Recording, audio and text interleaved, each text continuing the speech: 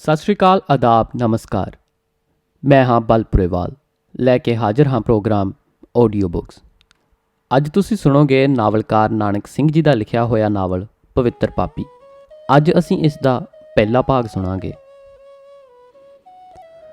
ਕਾਸ਼ ਮੈਂ ਉਹਦੀ ਇੱਕ ਅੱਧੀ ਫੋਟੋ ਲੈ ਲਈ ਹੁੰਦੀ ਜਿਹੜੇ ਮੈਂ ਆਪਣੇ ਪਾਠਕਾਂ ਨੂੰ ਵਿਖਾ ਕੇ ਕਮਾਲ ਬਾਬਤ ਉਹਨਾਂ ਨੂੰ ਚੰਗੀ ਤਰ੍ਹਾਂ ਅਨੁਭਵ ਕਰਵਾ ਸਕਦਾ।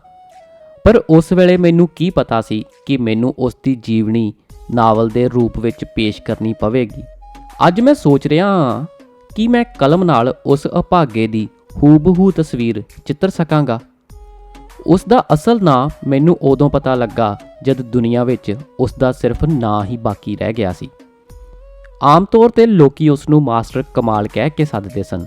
ਮੇਰਾ ਖਿਆਲ ਸੀ ਕਿ ਇਹੀ ਉਸ ਦਾ ਨਾਂ ਹੈ, ਪਰ ਮਗਰੋਂ ਪਤਾ ਲੱਗਾ ਕਿ ਇਹ ਉਸ ਦਾ ਨਾਂ ਨਹੀਂ ਬਲਕਿ ਉਪਨਾਮ ਕਹੋ, ਵਿਸ਼ੇਸ਼ਣ ਕਹੋ, ਕੁਝ ਇਹੋ ਜਿਹਾ ਸੀ। ਮੈਂ ਸੋਚਦਾ ਹਾਂ ਕਿ ਅਸਲ ਅਰਥਾਂ ਵਿੱਚ ਉਹ ਕਮਾਲ ਹੀ ਸੀ। ਉਸ ਨੂੰ ਜਿੰਨਾ ਵੀ ਮੈਂ ਦੇਖਿਆ ਕਮਾਲ ਤੋਂ ਘੱਟ ਨਹੀਂ ਸੀ। ਉਹ ਜੋ ਕੁਝ ਵੀ ਕਰਦਾ ਉਸ ਨੂੰ ਕਮਾਲ ਦੀ ਹੱਦ ਤੇ ਪਹੁੰਚਾ ਕੇ ਹੀ ਛੱਡਦਾ ਸੀ। ਕਾਫੀ ਪੁਰਾਣਾ ਵਾਕਿਆ ਹੈ, ਅੱਜ ਤੋਂ 10 ਕੁ ਸਾਲ ਪਹਿਲਾਂ ਦੀ ਗੱਲ ਏ, 1931 ਜਾਂ 32 ਦੀ ਸ਼ਾਇਦ। ਹੁਣ ਵੀ ਜਦ ਮੈਂ ਕਦੇ ਅੰਮ੍ਰਿਤਸਰ ਦੇ ਉਸ ਬਾਜ਼ਾਰ ਵਿੱਚੋਂ ਲੰਘਦਾ ਹਾਂ ਤਾਂ ਉਸ ਦੁਕਾਨ ਅੱਗੇ ਮੇਰੇ ਪੈਰ ਇੱਕ ਵਾਰ ਜ਼ਰੂਰ ਰੁਕ ਜਾਂਦੇ ਹਨ। ਉਹ ਦੁਕਾਨ ਹੁਣ ਘੜੀ ਸਾਜ਼ ਦੀ ਥਾਂ ਕਰਿਆਨੇ ਦੀ ਏ, ਪਰ ਮੇਰੀ ਅੱਖਾਂ ਸਾਹਮਣੇ ਉਹੀ ਪੁਰਾਣਾ ਦ੍ਰਿਸ਼ ਫੇਰ ਆ ਜਾਂਦਾ ਏ। ਭੂਰੇ ਜਿਹੇ ਰੰਗ ਦੀ ਮੈਲੀ ਜੈਕਟ ਪਾਈ ਇੱਕ 22-24 ਵਰ੍ਹਿਆਂ ਦਾ ਮਾੜਕੂ ਜਿਹਾ ਗਬਰੀਟ, ਗੋਡੇ ਹਿੱਕ ਨਾਲ ਲਾਈ, ਪੈਰਾਂ ਭਾਰ, ਧੁੰਦਲੇ ਸ਼ੀਸ਼ਿਆਂ ਵਾਲੇ ਸ਼ੋਕੇਸ ਦੇ ਸਾਹਮਣੇ ਬੈਠਾ ਘੜੀਆਂ ਦੀ ਮੁਰੰਮਤ ਕਰ ਰਿਹਾ ਏ, ਜਿਸ ਵਿੱਚ ਅਨੇਕਾਂ ਪੁਰਾਣੀਆਂ ਘੜੀਆਂ, ਟਾਈਮ ਪੀਸ ਤੇ ਉਹਨਾਂ ਦੇ ਬੇਉੜਕ ਪੁਰਜੇ ਭਰੇ ਹੋਏ ਹਨ। ਸ਼ੋਕੇਸ ਦੇ ਸਾਹਮਣੇ ਵਾਲੇ ਸ਼ੀਸ਼ੇ ਉੱਤੇ ਇੱਕ ਅੱਧੇ ਕੁ ਕਾਰਡ ਜਿੱਡੀ ਤਸਵੀਰ ਚਿਪਕਾਈ ਹੋਈ ਏ, ਜਿਹੜੀ ਪੁਰਾਣੀ ਤੇ ਮੈਲੀ ਹੋਣ ਕਰਕੇ ਅਸਪਸ਼ਟ ਜਿਹੀ ਹੋ ਗਈ ਹੈ। ਪਰ ਧਿਆਨ ਨਾਲ ਵੇਖਣ ਤੋਂ ਲੱਭ ਪੈਂਦਾ ਏ ਕਿ ਇਹ ਕੋਈ 10-12 ਵਰ੍ਹਿਆਂ ਦੀ ਕੁੜੀ ਦੀ ਫੋਟੋ ਹੈ। ਮੈਨੂੰ ਅੱਜ ਵੀ ਇਸ ਤਰ੍ਹਾਂ ਜਾਪਦਾ ਏ ਜਿਵੇਂ ਉਹ ਘੜੀ ਸਾਜ਼ ਹੁਣ ਵੀ ਉੱਥੇ ਇੱਕੋ ਤਰ੍ਹਾਂ ਦੀ ਬੈਠਕ ਵਿੱਚ ਸੱਜੀ ਅੱਖ ਨਾਲ ਆਈ ਗਲਾਸ ਘੁੱਟੀ ਕਿਸੇ ਵਿਗੜੀ ਹੋਈ ਘੜੀ ਵਿੱਚੋਂ ਉਸ ਦੇ ਮਹੀਨ ਪੁਰਜਿਆਂ ਨੂੰ ਮਹੀਨ ਚੁੰਬੀ ਵਾਲੀ ਚਿਮਟੀ ਨਾਲ ਕੱਢ ਕੇ ਸ਼ੋਕੇਸ ਦੀ ਛੱਤ ਉੱਤੇ ਰੱਖੀ ਜਾ ਰਿਹਾ ਏ, ਜਿੱਥੇ ਹੋਰ ਵੀ ਕਈ ਖੁੱਲੀਆਂ ਤੇ ਅੱਧ ਖੁੱਲੀਆਂ ਘੜੀਆਂ ਕੱਚ ਦੇ ਗਲੋਬਾਂ ਹੇਠ ਕੱਜੀਆਂ ਪਈਆਂ ਨੇ। ਉਸ ਦੇ ਪਤਲੇ ਹੋਂਠ ਜਿਹੜੇ ਕਦੀ ਵੀ ਸਿਗਰਟ ਤੋਂ ਖਾਲੀ ਨਹੀਂ ਸੀ ਹੁੰਦੇ, ਹੁਣ ਵੀ ਮੈਨੂੰ ਉਸੇ ਤਰ੍ਹਾਂ ਧੁੰਦ ਦੇ ਬੱਦਲ ਉਛਾਲਦੇ ਵਿਖਾਈ ਦਿੰਦੇ ਪਏ ਨੇ। ਉਸ ਦੀ ਪਿੱਠ ਪਿਛਲੀ ਕੰਧ ਦਾ ਥੋੜਾ ਜਿੰਨਾ ਹਿੱਸਾ ਜਿਹੜੀ ਉਸ ਦੀ ਖੁਰਦਰੀ ਜੈਕਟ ਦੀਆਂ ਰਗੜਾਂ ਨਾਲ ਘਸ-ਘਸ ਕੇ ਕੂਲਾ ਹੋ ਗਿਆ ਸੀ, ਹੁਣ ਵੀ ਮੈਨੂੰ ਉਸੇ ਤਰ੍ਹਾਂ ਵਿਖਾਈ ਦਿੰਦਾ ਪਿਆ ਏ। ਉਦੋਂ ਮੈਂ ਇਸੇ ਬਾਜ਼ਾਰ ਵਿੱਚ ਦੁਕਾਨ ਕਰਦਾ ਸਾਂ। ਉਹ ਘੜੀ ਸਾਜ਼ ਮੇਰੇ ਨਾਲ ਵਾਲੀ ਖੱਬੇ ਹੱਥ ਵਾਲੀ ਦੁਕਾਨ ਵਿੱਚ ਰਹਿੰਦਾ ਸੀ। ਉਸ ਨੂੰ ਉਦੋਂ ਦੁਕਾਨ ਪਾਇਆ ਵਰ੍ਹਾ ਜਾਂ ਇਸ ਨੂੰ ਵਧੇਕ ਸਮਾਂ ਹੀ ਹੋਇਆ ਸੀ। ਉਸ ਦੀ ਦੁਕਾਨ ਦੇ ਅੰਦਰ ਪਿਛਲੇ ਵਾਲੇ ਪਾਸੇ ਇੱਕ ਨਿੱਕੀ ਜੀ ਕੋਠੜੀ ਜਾਂ ਕਮਰਾ ਸੀ, ਜਿਸ ਨੂੰ ਉਹ ਆਪਣਾ ਘਰ ਆਖਦਾ ਸੀ। ਘੜੀ ਸਾਜ਼ ਦੇ ਕੰਮ ਵਿੱਚ ਉਹ ਇਤਨਾ ਮਾਹਿਰ ਸੀ ਕਿ ਜਿਸ ਘੜੀ ਦੀ ਮੁਰੰਮਤ ਨੂੰ ਸਾਰੇ ਸ਼ਹਿਰ ਵਿੱਚ ਕੋਈ ਵੀ ਘੜੀ ਸਾਜ਼ ਹੱਥ ਨਾ ਪਾਉਂਦਾ, ਉਹ ਉਸ ਨੂੰ ਸਹਿਜੇ ਹੀ ਠੀਕ ਕਰ ਦਿੰਦਾ ਸੀ। ਪੁਰਾਣੀ ਤੋਂ ਪੁਰਾਣੀ ਤੇ ਨਵੇਂ ਤੋਂ ਨਵੇਂ ਮਾਡਲ ਦੀਆਂ ਘੜੀਆਂ ਉਸ ਕੋਲ ਮੁਰੰਮਤ ਹੋਣ ਲਈ ਆਉਂਦੀਆਂ ਸਨ। ਜਿਸ ਘੜੀ ਦੀ ਕਿਸੇ ਵੀ ਘੜੀ ਸਾਜ਼ ਨੂੰ ਸਮਝ ਨਾ ਆਵੇ, ਉਹ ਗ੍ਰਾਹਕ ਨੂੰ ਮਿਸਟਰ ਕਮਾਲ ਦੀ ਹੱਡੀ ਤੇ ਭੇਜ ਦਿੰਦਾ ਸੀ। ਇਸ ਗੱਲ ਦਾ ਸਬੂਤ ਮੈਨੂੰ ਇਸ ਗੱਲ ਤੋਂ ਮਿਲਦਾ ਸੀ ਕਿ ਕਈ ਵਾਰ ਆਦਮੀ ਮੈਥੋਂ ਆ ਪੁੱਛਦੇ, ਕਮਾਲ ਘੜੀ ਸਾਜ਼ ਦੀ ਦੁਕਾਨ ਕਿਹੜੀ ਆ ਬਈ? ਬਾਜ਼ਾਰ ਦੇ ਲੋਕ ਆਮ ਤੌਰ ਤੇ ਇਹੋ ਖਿਆਲ ਸੀ ਕਿ ਕਮਾਲ ਜ਼ਰੂਰ ਬਦ ਅਖਲਾਕ ਆਦਮੀ ਏ, ਜਿਹੜਾ ਆਪਣੀ ਸਾਰੀ ਖੱਟੀ ਕਮਾਈ ਬਦਮਾਸ਼ੀ ਵਿੱਚ ਗੁਆ ਛੱਡਦਾ ਏ। ਪਰ ਲੋਕਾਂ ਦੀ ਇਸ ਰਾਏ ਮੇਰੇ ਦਿਲ ਨੂੰ ਜੱਚਦੀ ਨਹੀਂ ਸੀ, ਕਾਰਨ ਮੈਂ ਉਸ ਨੂੰ ਕਦੇ ਵੀ ਕਿਤੇ ਜਾਂਦਿਆਂ ਜਾਂ ਆਉਂਦਿਆਂ ਨਹੀਂ ਸੀ ਵੇਖਿਆ। ਸਵੇਰ ਤੋਂ ਲੈ ਕੇ ਰਾਤ ਤੱਕ ਉਹ ਕੰਮ ਵਿੱਚ ਰੁੱਝਾ ਰਹਿੰਦਾ ਤੇ ਰਾਤ ਤੋਂ ਲੈ ਕੇ ਸਵੇਰ ਤੱਕ ਉਹ ਪਿਛਲੀ ਕੋਠੜੀ ਵਿੱਚ। ਹਾਂ, ਕਦੇ ਕਦਾਈ ਮੈਂ ਉਸ ਨੂੰ ਬਾਜ਼ਾਰ ਵਿੱਚ ਵੇਖਿਆ, ਉਹ ਵੀ ਘੰਟਾ ਘਰ ਦੇ ਲਾਗਲੇ ਡਾਕਖਾਨੇ ਤੱਕ ਹੀ, ਸ਼ਾਇਦ ਕੋਈ ਚਿੱਠੀ ਪੱਠੜੀ ਪਾਉਣ ਲਈ। ਉਸ ਬਾਬਤ ਇੱਕ ਗੱਲ ਖਾਸ ਤੌਰ ਤੇ ਮਸ਼ਹੂਰ ਸੀ ਕਿ ਜਦ ਤੱਕ ਉਸ ਦੇ ਪੇਟ ਵਿੱਚ ਚਾਹ ਦਾ ਪਿਆਲਾ ਤੇ ਮੂੰਹ ਵਿੱਚ ਸਿਗਰਟ ਨਾ ਹੋਵੇ, ਉਹ ਕੰਮ ਨੂੰ ਹੱਥ ਨਹੀਂ ਸੀ ਲਾਉਂਦਾ। ਕਮਾਲ ਦੀ ਨਿੱਤ ਦੀ ਵਰਤੋਂ ਬਿਲਕੁਲ ਇਕਸਾਰ ਸੀ। ਜਿਸ ਵਿੱਚ ਕਦੇ ਵੀ ਮੈਂ ਅਦਲਾ ਬਦਲੀ ਨਹੀਂ ਸੀ ਵੇਖਦਾ। ਹੁਨਾਲ ਹੋਵੇ ਸਿਆਲ ਹੋਵੇ, ਇੱਕੋ ਥਾਵੇਂ ਇੱਕੋ ਤਰ੍ਹਾਂ ਪੈਰਾਂ ਭਾਰ, ਗੋਡੇ ਹਿੱਕ ਨਾਲ ਲਾਈ ਤੇ ਮੂੰਹ ਵਿੱਚ ਸਿਗਰਟ ਲਈ ਕੰਮ ਵਿੱਚ ਜੁਟਿਆ ਰਹਿੰਦਾ ਸੀ। ਕੰਮ ਕਰਦਾ ਕਰਦਾ ਜਦੋਂ ਥੱਕ ਜਾਂਦਾ ਤਾਂ ਧੁਖਦੇ ਸਿਗਰਟ ਨੂੰ ਸ਼ੋਕੇਸ ਉੱਤੇ ਪਈ ਚੀਨੀ ਦੀ ਪਲੇਟ ਵਿੱਚ ਰੱਖ ਕੇ ਗਾਉਣ ਲੱਗ ਪੈਂਦਾ। ਉਸ ਦਾ ਗਾਣਾ ਵੀ ਇੱਕੋ ਸੁਰਤਾਲ ਵਿੱਚ ਅਕਸਰ ਇੱਕੋ ਜਿਹਾ ਹੁੰਦਾ ਸੀ। ਅਲਵਿਦਾ ਏ ਕਾਫਲੇ ਵਾਲੋ, ਅਬ ਮੁਝੇ ਛੋੜ ਦੋ, ਮੇਰੀ ਕਿਸਮਤ ਮੇਂ ਲਿਖੀ ਥੀ ਦਸ਼ਤ ਕੀ ਵੀਰਾਨੀਆਂ।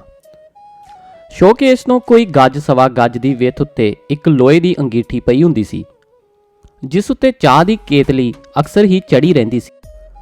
ਸਾਰੇ ਦਿਨ ਵਿੱਚ ਉਹ ਜਿੰਨੀ ਵਾਰ ਵੀ ਉੱਠਦਾ ਜਾਂ ਚਾਹ ਪੀਣ ਲਈ ਜਾਂ ਫਿਰ ਪਿਸ਼ਾਬ ਕਰਨ ਲਈ, ਇੱਕੋ ਇੱਕ ਪੱਥਰ ਦੀ ਚੌੜੀ ਪਿਆਲੀ ਉਸਦੇ ਕੋਲ ਪਈ ਹੁੰਦੀ ਸੀ, ਜਿਸ ਨੂੰ ਘੰਟੇ 2 ਘੰਟੇ ਬਾਅਦ ਉਹ ਕੇਤਲੀ ਵਿੱਚੋਂ ਭਰੀ ਜਾਂਦਾ ਤੇ ਪੀਵੀ ਜਾਂਦਾ। ਉਸ ਦੀ ਚਾਹ ਵੀ ਬੜੀ ਅਜੀਬ ਸੀ, ਦੁੱਧ ਤੋਂ ਬਗੈਰ ਸਿਰਫ ਕਾਵਾ ਹੀ, ਤੇ ਉਹ ਵੀ ਇਤਨਾ ਗਾੜਾ ਤੇ ਕਾਲਾ ਕਿ ਵੇਖ ਕੇ ਹੈਰਾਨੀ ਹੁੰਦੀ ਸੀ ਕਿ ਉਹ ਇਸ ਨੂੰ ਪਚਾਉਂਦਾ ਕਿਸ ਤਰ੍ਹਾਂ ਹੋਵੇਗਾ। ਉਸ ਦੀ ਕੋਠੜੀ ਦੇ ਸੱਜੇ ਪਾਸੇ ਉਸ ਦਾ ਇੱਕ ਢਿੱਲਮ ਢਿੱਲਾ ਜਿਹਾ ਮੈਲਾ ਦਿਸਣ ਵਾਲਾ ਬਿਸਤਰਾ ਸੀ ਤੇ ਉਸ ਦੀ ਖੱਬੀ ਨੁੱਕਰ ਵਿੱਚ ਕੋਲਿਆਂ ਦੀ ਢੇਰੀ। ਕੋਠੀ ਦਾ ਸਾਰਾ ਫਰਸ਼ ਕੋਲਿਆਂ ਦੀ ਕੇਰੀ ਨਾਲ ਕਾਲਾ ਹੋਇਆ ਰਹਿੰਦਾ ਸੀ। ਉਸ ਦੀ ਕੇਤਲੀ ਜਦੋਂ ਵੀ ਖਾਲੀ ਹੋਣ ਤੇ ਆਉਂਦੀ, ਉਹ ਗੜਵੀ ਭਰ ਕੇ ਉਹ 'ਚ ਪਾਣੀ ਤੇ ਮੁੱਠ ਭਰ ਕੇ ਉਹ 'ਚ ਚਾਹ ਉਲੱਦ ਦਿੰਦਾ। ਕੋਈ ਵੀ ਮੌਸਮ ਹੋਵੇ, ਕੋਈ ਵੀ ਵੇਲਾ, ਉਸ ਦੀ ਕੇਤਲੀ ਵਿੱਚੋਂ ਭਾਫ਼ ਨਿਕਲਦੀ ਹੀ ਰਹਿੰਦੀ ਸੀ। ਪਤਾ ਨਹੀਂ ਕੀ ਕਾਰਨ ਸੀ, ਉਸ ਦੀਆਂ ਸਾਰੀਆਂ ਆਦਤਾਂ ਨੂੰ ਨਾਪਸੰਦ ਕਰਦਾ ਹੋਇਆ ਵੀ ਮੈਂ ਉਸ ਵੱਲ ਖਿੱਚਿਆ ਚਲਾ ਜਾਂਦਾ ਸੀ। ਮੈਂ ਉਸ ਨੂੰ ਨਫ਼ਰਤ ਨਹੀਂ ਸੀ ਕਰ ਸਕਦਾ। ਉਹ ਜਦੋਂ ਵੀ ਕਿਸੇ ਨਾਲ ਗੱਲ ਕਰਦਾ, ਉੱਚੀ ਸਾਰੀ ਕਹਿ ਕਹਾ ਮਾਰ ਕੇ ਹੱਸਦਾ। ਕਈ ਵਾਰ ਜਦ ਮੈਂ ਆਪਣੀ ਦੁਕਾਨ ਉੱਤੇ ਗਾਹਕਾਂ ਨਾਲ ਬੈਠਾ ਲੈਣ ਦੇਣ ਕਰ ਰਿਹਾ ਹੁੰਦਾ ਸਾਂ ਤਾਂ ਉਸ ਦੀ ਇਹ ਘੜੀ ਮੁੜੀ ਹਾਹਾ ਕਰਕੇ ਜ਼ੋਰ ਦੀ ਹੱਸਣ ਦੀ ਆਵਾਜ਼ ਮੇਰੇ ਕੰਨਾਂ ਨੂੰ ਰੜਕਣ ਲੱਗ ਪੈਂਦੀ ਸੀ ਤੇ ਮੈਂ ਆਪਣੇ ਆਪ ਵਿੱਚ ਛਿੱਥਾ ਜਿਹਾ ਪੈ ਜਾਂਦਾ ਸਾਂ। ਪਰ ਜਦ ਕਦੇ ਉਹ ਆਪਣੀਆਂ ਨੀਅਤ ਤੁੱਕਾਂ ਨੂੰ ਗਾਉਣਾ ਸ਼ੁਰੂ ਕਰਦਾ ਤਾਂ ਮੇਰਾ ਗੁੱਸਾ ਦੂਰ ਹੋ ਜਾਂਦਾ ਸੀ। ਉਸ ਦੀ ਆਵਾਜ਼ ਵਿੱਚ ਇਤਨਾ ਰੋਸ, ਇਤਨਾ ਦਰਦ ਸੀ ਕਿ ਕੰਮ ਕਰਦਿਆਂ ਮੇਰਾ ਧਿਆਨ ਬਦੋ-ਬਦੀ ਉਸ ਦੇ ਗਾਣੇ ਵੱਲ ਖਿੱਚਿਆ ਚਲਾ ਜਾਂਦਾ ਸੀ। ਉਹ ਬਹੁਤ ਉੱਚੀ ਨਹੀਂ ਸੀ ਗਾਉਂਦਾ, ਅਕਸਰ ਹੌਲੀ-ਹੌਲੀ ਗੁੰਗਣਾਇਆ ਕਰਦਾ ਸੀ, ਪਰ ਜਿੰਨੀ ਵਾਰ ਵੀ ਉਸ ਦੀ ਆਵਾਜ਼ ਮੇਰੀ ਕੰਨੀ ਪੈਂਦੀ, ਮੈਨੂੰ ਕੰਮਕਾਰ ਭੁੱਲ ਹੀ ਜਾਂਦਾ। ਪਰ ਉਸ ਦਾ ਸਰੀਰ ਇੰਨਾ ਕਮਜ਼ੋਰ ਕਿਉਂ ਹੈ? ਇਹ ਪ੍ਰਸ਼ਨ ਘੜੀ ਮੁੜੀ ਮੇਰੇ ਦਿਮਾਗ ਵਿੱਚ ਉੱਠਿਆ ਕਰਦਾ ਸੀ। ਉਸ ਦਾ ਗਾਣਾ ਭਾਵੇਂ ਮੁਰਦਿਆਂ ਵਿੱਚ ਵੀ ਸ਼ਾਇਦ ਕੁਝ ਚਿਰ ਲਈ ਹਰਕਤ ਪੈਦਾ ਕਰ ਸਕਦਾ ਸੀ, ਪਰ ਉਹ ਆਪ ਦਿਨੋਂ ਦਿਨ ਨਿੱਘਰਦਾ ਜਾਂਦਾ ਸੀ। ਬਿਲਕੁਲ ਸੁੱਕਾ ਕੰਘ ਜਿਹਾ ਉਸ ਦਾ ਸਰੀਰ ਸੀ। ਮੂੰਹ ਤੇ ਪਿਲਤਨਾਂ ਵਰਤੀਆਂ ਹੋਈਆਂ ਸਨ, ਜਿਵੇਂ ਉਸ ਦੇ ਪਿੰਡੇ ਵਿੱਚ ਲਹੂ ਦਾ ਤਾਂ ਕੋਈ ਨਾਮੋ ਨਿਸ਼ਾਨ ਹੀ ਨਹੀਂ ਸੀ। ਪਰ ਇੰਨਾ ਹੋਣ ਤੇ ਵੀ ਉਸ ਦਾ ਚਿਹਰਾ ਕੋਝਾ ਨਹੀਂ ਸੀ ਲੱਗਦਾ। ਮੈਂ ਉਸ ਨੂੰ ਵੇਖ ਕੇ ਕਈ ਵਾਰ ਇਹ ਸੋਚਦਾ ਸਾਂ ਕਿ ਜਦ ਕਦੀ ਇਸ ਦੇ ਸਰੀਰ ਵਿੱਚ ਲਹੂ ਸੀ, ਇਹ ਕਿਤਨਾ ਸੁੰਦਰ ਦਿਖਦਾ ਹੋਵੇਗਾ। ਖਬਰੇ ਭਰਮ ਹੀ ਸੀ ਜਾਂ ਅਸਲੋਂ ਇਹੀ ਗੱਲ ਸੀ। ਉਸ ਦੇ ਸਾਰਾ ਕੁਝ ਮੈਨੂੰ ਸੋਹਣਾ ਹੀ ਜਾਪਦਾ ਸੀ। ਸਿਰ ਦੇ ਵਾਲਾਂ ਨੂੰ ਸ਼ਾਇਦ ਉਸਨੇ ਕਦੀ ਕੰਘੀ ਵੀ ਨਹੀਂ ਸੀ ਛੁਹਾਈ, ਹਜਾਮਤ ਵੀ ਕਦੇ ਕਦਾਈ ਮਹੀਨੇ 2 ਮਹੀਨੇ ਬੱਧੀ ਕਰਾਉਂਦਾ ਸੀ। ਪਰ ਉਸ ਦੇ ਰੁੱਖੇ ਖਿਲਰੇ ਵਾਲਾਂ ਵਿੱਚ ਵੀ ਕੋਈ ਜਿਵੇਂ ਸੁਹੱਪਣ ਲੁਕਿਆ ਲੱਗਦਾ ਸੀ। ਉਸ ਦੀ ਉਤਲੀ ਬੀੜ ਵਿੱਚੋਂ ਸਾਹਮਣੇ ਦਾ ਇੱਕ ਦੰਦ ਅੱਧਾ ਕੁ ਟੁੱਟਿਆ ਹੋਇਆ ਸੀ। ਭਲਾ ਇਹ ਕਿਹੜਾ ਸੁਹੱਪਣ ਹੋਇਆ? ਪਰ ਮੈਨੂੰ ਇਹ ਵੀ ਚੰਗਾ ਲੱਗਦਾ ਸੀ। ਉਹ ਬੋਲਦਾ ਚਾਲਦਾ ਬਹੁਤ ਘੱਟ ਸੀ, ਪਰ ਜਿੰਨਾ ਵੀ ਬੋਲਦਾ ਬੜਾ ਸੁਚੱਜਾ ਤੇ ਵਿਦਵਤਾ ਭਰਪੂਰ। ਇੱਕੋ ਘਾਟ ਸੀ ਕਿ ਉਸ ਦੇ ਮੂੰਹੋਂ ਹਰ ਇੱਕ ਬੋਲ ਉੱਚੇ ਹਾਸੇ ਦੀ ਗੂੰਜ ਵਿੱਚ ਹੀ ਨਿਕਲਦਾ ਸੀ। ਹੱਠੀ ਦੀ ਸਾਫ਼ ਸਫਾਈ ਵੱਲੋਂ ਉਹ ਓਨਾ ਹੀ ਲਾਪਰਵਾਹ ਸੀ ਜਿੰਨਾ ਸਰੀਰਕ ਕਿਰਿਆ ਵੱਲੋਂ। ਜਿਵੇਂ ਕੰਮ ਤੋਂ ਛੁੱਟ ਹੋਰ ਕਿਸੇ ਚੀਜ਼ ਨਾਲ ਉਸ ਦਾ ਵਾਹ ਵਾਸਤਾ ਹੀ ਨਹੀਂ ਆ। ਘੜੀਆਂ ਦੀ ਬਣਵਾਈ ਵੀ ਉਹ ਮੂੰਹ ਮੰਗੀ ਲੈਂਦਾ, 2-3 ਰੁਪਏ ਤੋਂ ਘੱਟ ਤਾਂ ਉਹ ਗੱਲ ਹੀ ਨਹੀਂ ਸੀ ਕਰਦਾ। ਫਿਰ ਖੂਬੀ ਇਹ ਕਿ ਇੱਕ ਵਾਰ ਜੋ ਉਸ ਦੇ ਮੂੰਹੋਂ ਨਿਕਲ ਗਿਆ, ਗਾਹਕ ਭਾਵੇਂ ਪਿੱਟ ਕੇ ਮਰ ਜਾਵੇ, ਕਮਾਲ ਨੇ ਧੇਲਾ ਘੱਟ ਨਾ ਕਰਨਾ। ਫਿਰ ਵੀ ਉਸ ਪਾਸ ਕੰਮ ਦੀ ਇੰਨੀ ਭਰਮਾਰ ਸੀ ਕਿ ਉਸ ਨੂੰ ਸਿਰ ਖੁਰਕਣ ਦੀ ਵੇਲ ਨਹੀਂ ਸੀ ਮਿਲਦੀ। ਕਈ ਵਾਰ ਮੈਂ ਉਸ ਦੀ ਆਮਦਨੀ ਦਾ ਹਿਸਾਬ ਲਾਉਂਦਾ ਹੋਇਆ ਇਹ ਸੋਚਦਾ ਕਿ ਰੋਜ਼ਾਨਾ 5 ਤੋਂ 10 ਰੁਪਏ ਤੱਕ ਇਹ ਜ਼ਰੂਰ ਕਮਾ ਹੀ ਲੈਂਦਾ ਹੋਵੇਗਾ। ਪਰ ਇਤਨੇ ਰੁਪਿਆਂ ਦਾ ਇਹ ਕਮਬਖਤ ਕਰਦਾ ਕੀ ਏ? ਇਸ ਦੇ ਸਰੀਰ ਤੇ ਤਾਂ ਕਦੀ ਚੱਜ ਦਾ ਕੱਪੜਾ ਨਹੀਂ ਵੇਖਿਆ। ਖਾਂਦਾ ਪੀਂਦਾ ਵੀ ਇਹ ਕੁਝ ਨਹੀਂ, ਛੋਟੇ ਸੇ ਕਾਲੇ ਕਾਵੇ ਤੇ ਘੜੀਆ ਮੁੱਲ ਦੇ ਸਿਗਰਟ ਤੋਂ ਟੱਬਰ ਟੋਰ ਵੀ ਸ਼ਾਇਦ ਇਸ ਦਾ ਕੋਈ ਨਹੀਂ। ਫਿਰ ਇਸ ਦੀ ਖੱਟੀ ਕਮਾਈ ਜਾਂਦੀ ਕਿੱਧਰ ਏ? ਉਸ ਦੀ ਹਰ ਇੱਕ ਆਦਤ ਤੇ ਹਰ ਇੱਕ ਗੱਲ ਮੈਨੂੰ ਬੁਝਾਰਤ ਜਿਹੀ ਮਾਲੂਮ ਹੁੰਦੀ ਸੀ। ਕਈ ਵਾਰ ਮੈਂ ਸਲਾਹ ਕੀਤੀ ਕਿ ਕਿਤੇ ਇਸ ਨੂੰ ਪੁੱਛਾਂ ਤਾਂ ਸਹੀ ਕਿ ਭਲਾ ਕੀ ਜਵਾਬ ਦਿੰਦਾ ਏ, ਪਰ ਖੁੱਲੀ ਜਾਣ ਪਛਾਣ ਨਾ ਹੋਣ ਕਰਕੇ ਮੈਂ ਉਸ ਨੂੰ ਪੁੱਛ ਨਹੀਂ ਸੀ ਸਕਦਾ। ਉਂਝ ਵੀ ਇਹ ਗੱਲ ਮੈਨੂੰ ਸਾਊਪੁਣੇ ਤੋਂ ਉਲਟ ਜਾਪਦੀ ਸੀ, ਤਾਂ ਵੀ ਮੈਂ ਉਸ ਨਾਲ ਮੇਲ ਮਿਲਾਪ ਵਧਾਉਣ ਦੀ ਕੋਸ਼ਿਸ਼ ਬਰਾਬਰ ਜਾਰੀ ਰੱਖੀ। ਕੁਝ ਚਿਰ ਲੰਘ ਗਿਆ। ਹੁਣ ਮੈਂ ਵੇਲਾ ਤਾੜ ਕੇ ਘੜੀ ਦੋ ਘੜੀ ਉਸ ਦੇ ਕੋਲ ਜਾ ਬੈਠਦਾ ਸਾਂ। ਭਾਵੇਂ ਸਿੱਖ ਹੋਣ ਕਰਕੇ ਮੈਨੂੰ ਸਿਗਰਟ ਦੇ ਧੂਏ ਤੋਂ ਬੇਹੱਦ ਨਫ਼ਰਤ ਸੀ, ਪਰ ਖੁੱਲੀ ਜਾਣ ਪਛਾਣ ਨਾ ਹੋਣ ਕਰਕੇ ਮੈਂ ਉਸ ਨੂੰ ਪੁੱਛ ਨਹੀਂ ਸੀ ਸਕਦਾ। ਉਂਝ ਵੀ ਇਹ ਗੱਲ ਮੈਨੂੰ ਸਾਊਪੁਣੇ ਤੋਂ ਉਲਟ ਜਾਪਦੀ ਸੀ, ਤਾਂ ਵੀ ਮੈਂ ਉਸ ਨਾਲ ਮੇਲ ਮਿਲਾਪ ਵਧਾਉਣ ਦੀ ਕੋਸ਼ਿਸ਼ ਬਰਾਬਰ ਜਾਰੀ ਰੱਖੀ। ਇਸ ਤੋਂ ਛੁੱਟ ਸਰੀਰਕ ਤੌਰ ਤੇ ਵੀ ਇਹ ਧੂਆਂ ਮੇਰੇ ਲਈ ਭੈੜਾ ਸੀ। ਇਸ ਦੀ ਬੇ ਨਾਲ ਮੇਰੇ ਸਿਰ ਪੀੜ ਹੋਣੀ ਸ਼ੁਰੂ ਹੋ ਜਾਂਦੀ ਸੀ, ਪਰ ਦਿਲ ਦੀ ਖੁਦਖੁਤੀ ਮਿਟਾਉਣ ਲਈ ਅਜਿਹਾ ਕਰਨਾ ਹੀ ਪੈਂਦਾ ਸੀ। ਹੌਲੀ ਹੌਲੀ ਮੇਰਾ ਉਸ ਦਾ ਉੱਠਣਾ ਬੈਠਣਾ ਕਾਫੀ ਖੁੱਲ੍ਹਾ ਹੋ ਗਿਆ। ਮੈਨੂੰ ਜਾਪਣ ਲੱਗਾ ਜਿਵੇਂ ਉਹ ਮੇਰੇ ਨਾਲ ਗੱਲਾਂ ਕਰਕੇ ਖੁਸ਼ ਹੁੰਦਾ ਏ, ਪਰ ਜਦ ਕਦੇ ਵੀ ਮੈਂ ਉਸ ਦਾ ਅੰਦਰਲਾ ਟਟੋਲਣ ਦੀ ਫਿਜ਼ਾ ਪੈਦਾ ਕੀਤੀ ਤਾਂ ਉਸਨੇ ਮੈਨੂੰ ਹੋਰ ਗੱਲਾਂ ਵਿੱਚ ਪਾ ਕੇ ਟਾਲ ਦਿੱਤਾ। ਮੇਰੀ ਇਸ ਕਿਸਮ ਦੀ ਹਰ ਇੱਕ ਗੱਲ ਨੂੰ ਉਸ ਸਿਧਾਂਤਕ ਜਿਹੇ ਲਹਿਜੇ ਵਿੱਚ ਲਿਆ ਕੇ ਉਡਾ ਪੜਾ ਛੱਡਦਾ ਸੀ। ਜਿੰਨਾ ਵੀ ਮੈਂ ਉਸ ਦੇ ਨੇੜੇ ਹੋਣ ਦੀ ਕੋਸ਼ਿਸ਼ ਕਰਦਾ ਸਾਂ, ਓਨਾ ਹੀ ਉਹ ਮੈਨੂੰ ਪਰੇ ਹੋਰ ਦੂਰ ਵਿਖਾਈ ਦਿੰਦਾ ਸੀ। ਮੈਨੂੰ ਮਾਲੂਮ ਹੁੰਦਾ ਸੀ ਜਿਵੇਂ ਉਹ ਦੁਨੀਆ ਤੋਂ ਕੋਈ ਵੱਖਰੀ ਹੀ ਚੀਜ਼ ਹੈ, ਓਪਰੀ ਜਹੀ, ਜਿਵੇਂ ਦੁਨੀਆ ਦੀ ਕਿਸੇ ਚੀਜ਼ ਨੂੰ ਉਹ ਪਹਿਚਾਣਦਾ ਹੀ ਨਹੀਂ ਹੈ। ਉਸ ਦੀ ਸਰੀਰਕ ਕਮਜ਼ੋਰੀ ਨੇ ਮੈਨੂੰ ਵਧੇਰੇ ਚਿੰਤਾਤੁਰ ਕਰ ਦਿੱਤਾ। ਮੈਨੂੰ ਜਾਪਦਾ ਸੀ ਜਿਵੇਂ ਉਸ ਦੀਆਂ ਹੱਡੀਆਂ ਦਿਨੋਂ ਦਿਨ ਮਾਸ ਛੱਡ ਰਹੀਆਂ ਹਨ। ਇੱਥੋਂ ਤੱਕ ਕਿ ਹੁਣ ਉਹ ਦੋਨਾਂ ਗੋਡਿਆਂ ਤੇ ਹੱਥ ਧਰੇ ਬਿਨਾਂ ਉੱਠ ਨਹੀਂ ਸੀ ਸਕਦਾ। ਜਦ ਕਦੇ ਵੀ ਉਹ ਬਾਜ਼ਾਰ ਵਿੱਚੋਂ ਲੰਘ ਰਿਹਾ ਹੁੰਦਾ ਤਾਂ ਇਸ ਤਰ੍ਹਾਂ ਮਾਲੂਮ ਹੁੰਦਾ ਕਿ ਜਿਵੇਂ ਹਵਾ ਦੇ ਬੁੱਲੇ ਨਾਲ ਹੀ ਡਿੱਗ ਜਾਵੇਗਾ। ਬੈਠਵਾਂ ਕੰਮ ਕਰਨ ਕਰਕੇ ਉਸ ਦਾ ਮੋਕਲਾ ਪਜਾਮਾ ਅਕਸਰ ਹੀ ਗੋਡਿਆਂ ਤੋਂ ਉਚੇਰਾ ਰਹਿੰਦਾ ਸੀ। ਉਸ ਦੀਆਂ ਪਿੰਨੀਆਂ ਵੇਖ ਕੇ ਡਰ ਲੱਗਦਾ ਸੀ ਕਿ ਇਹ ਕਿੰਨਾ ਕੁ ਚਿਰ ਹੋਰ ਜਿਉਂਦਾ ਰਹਿ ਸਕੇਗਾ। ਇਸ ਦੇ ਉੱਤੇ ਵਾਧਾ ਇਹ ਕਿ ਮਿਹਨਤ ਅੱਗੇ ਨਾਲੋਂ ਵੀ ਬਹੁਤੀ, ਤੇ ਜਿਹੜਾ ਉਹ ਰੋਜ਼ਾਨਾ ਜ਼ਹਿਰ ਫੱਕਦਾ, ਅਣਮਿਣਿਆ ਕਾਹਵਾ ਤੇ ਬੇਗਿਣਤ ਸਿਗਟਾਂ, ਉਸ ਦਾ ਤਾਂ ਕੋਈ ਹਿਸਾਬ ਹੀ ਨਹੀਂ ਸੀ। ਪਰ ਹੈਰਾਨੀ ਵਾਲੀ ਗੱਲ ਇਹ ਸੀ ਕਿ ਅਜੇ ਵੀ ਗੱਲ ਕਰਦਾ ਉਹ ਉਸੇ ਤਰ੍ਹਾਂ ਖੁੱਲ੍ਹ ਕੇ ਹੱਸਦਾ ਸੀ। ਉਸ ਦੀਆਂ ਡੂੰਘੀਆਂ ਟੋਏ ਪਈਆਂ ਧੱਸੀਆਂ ਹੋਈਆਂ ਅੱਖਾਂ ਅਜੇ ਵੀ ਹਸੂ ਕਰਦੀਆਂ ਵਿਖਾਈ ਦਿੰਦੀਆਂ ਸਨ। ਜਦ ਵੀ ਕਦੇ ਖੰਘਣ ਤੋਂ ਬਾਅਦ ਉਹ ਥੁੱਕਦਾ ਤਾਂ ਉਸ ਦੇ ਥੁੱਕ ਵਿੱਚ ਲਹੂ ਦੀ ਮਿਲਾਵਟ ਹੁੰਦੀ। ਖਹਿੜੇ ਪਿਆ ਆਦਮੀ ਕੀ ਨਾ ਕਰਦਾ, ਮੈਂ ਉਸ ਦਾ ਪਿੱਛਾ ਨਾ ਛੱਡਿਆ। ਨਾਲੇ ਹੁਣ ਮੈਂ ਉਸ ਦੇ ਨਾਲ ਕਾਫੀ ਖੁੱਲ੍ਹ ਗਿਆ ਸੀ। ਮਿਸਟਰ ਕਮਾਲ, ਇੱਕ ਦਿਨ ਜਦੋਂ ਉਹ ਸ਼ਾਮ ਨੂੰ ਚਾਹ ਪੀਣ ਤੋਂ ਬਾਅਦ ਸਿਗਰਟ ਦੇ ਧੂਏ ਨਾਲ ਖੰਘ ਰਿਹਾ ਸੀ ਤਾਂ ਮੈਂ ਉਸ ਨੂੰ ਪੁੱਛਿਆ, ਉਹ ਯਾਰ ਤੂੰ ਆਪਣਾ ਇਲਾਜ ਕਿਉਂ ਨਹੀਂ ਕਰਾਉਂਦਾ? ਤੇਰਾ ਸਰੀਰ। ਤੇ ਮੇਰੀ ਗੱਲ ਨੂੰ ਵਿੱਚੇ ਹੀ ਟੋਕ ਕੇ ਬੋਲਿਆ, ਇਲਾਜ? ਕਿਸ ਗੱਲ ਦਾ ਇਲਾਜ? ਕੀ ਮੈਂ ਤੈਨੂੰ ਬਿਮਾਰ ਦਿਸਦਾ ਆ? ਤੇਰੇ ਖਿਆਲ 'ਚ ਮੋਟੀ ਤੋੜੀ ਵਾਲੇ ਲੋਕ ਹੀ ਤੰਦਰੁਸਤ ਹੁੰਦੇ ਨੇ? ਕਿ ਪਤਲਾ ਜਿਸਮ ਬਿਮਾਰੀ ਦੀ ਨਿਸ਼ਾਨੀ ਹੈ? ਤੇ ਗੱਲ ਕਰਦਿਆਂ ਉਸ ਨੂੰ ਫਿਰ ਖੰਘ ਆ ਗਈ। ਜਦ ਉਸਨੇ ਅਗਾਂਹ ਝੁੱਕ ਕੇ ਥੁੱਕਿਆ ਤਾਂ ਮੈਂ ਦੇਖਿਆ ਥੁੱਕ ਵਿੱਚ ਅੱਗੇ ਨਾਲੋਂ ਵੀ ਵੱਧ ਲਹੂ ਸੀ। ਖੰਘ ਚੁੱਕਣ ਤੋਂ ਬਾਅਦ ਉਸਨੇ ਫੇਰ ਗੱਲ ਸ਼ੁਰੂ ਕੀਤੀ, ਇਹ ਗਲਤ ਹੈ ਮੇਰੇ ਦੋਸਤ, ਬਿਲਕੁਲ ਖਾਮਖਿਆਲੀ। ਇਹ ਗੱਲਾਂ ਗੁੰਮਰਾਹ ਕਰਨ ਵਾਲੀਆਂ ਨੇ, ਆਦਮੀ ਦੇ ਹੌਸਲੇ ਨੂੰ ਪੁੰਜੇ ਪਟਕਣ ਵਾਲੀਆਂ। ਮੋਟਾਪਾ ਜ਼ਿਆਦਾ ਮੁਸੀਬਤ ਹੈ। ਮੇਰੀ ਉੱਚੀ ਤੇ ਬਿਲਕੁਲ ਮੁਨਾਸਿਬ ਗੱਲ ਦੇ ਉੱਤਰ ਵਿੱਚ ਉਹ ਆਪਣੀਆਂ ਦਲੀਲਾਂ ਨੂੰ ਇਸ ਤਰ੍ਹਾਂ ਸਿਧਾਂਤਕ ਲਹਿਜੇ ਵਿੱਚ ਬਿਆਨ ਕਰ ਰਿਹਾ ਸੀ ਜਿਵੇਂ ਸਾਰੀ ਹੀ ਸੱਚਾਈ ਉਸੇ ਦੀਆਂ ਦਲੀਲਾਂ ਵਿੱਚ ਹੈ। ਪਰ ਮੈਂ ਵੀ ਇਤਨਾ ਅਣਜਾਣ ਨਹੀਂ ਸਾਂ ਕਿ ਉਸ ਦੇ ਚਿਹਰੇ ਤੋਂ ਭਾਂਪ ਨਾ ਜਾਂਦਾ ਕਿ ਉਹ ਇਹ ਸਾਰੀਆਂ ਗੱਲਾਂ ਉਸ ਦੇ ਦਿਲ 'ਚੋਂ ਨਹੀਂ ਨਿਕਲ ਰਹੀਆਂ, ਬਸ ਉੱਤੋਂ ਹੀ ਹਨ। ਮੈਂ ਸੋਚ ਰਿਹਾ ਸੀ ਕਿ ਸੱਚੀ ਇਹ ਆਦਮੀ ਬਿਲਕੁਲ ਬੁਝਾਰਤ ਹੈ, ਕਦੇ ਨਾ ਬੁੱਝੀ ਜਾ ਸਕਣ ਵਾਲੀ ਬੁਝਾਰਤ।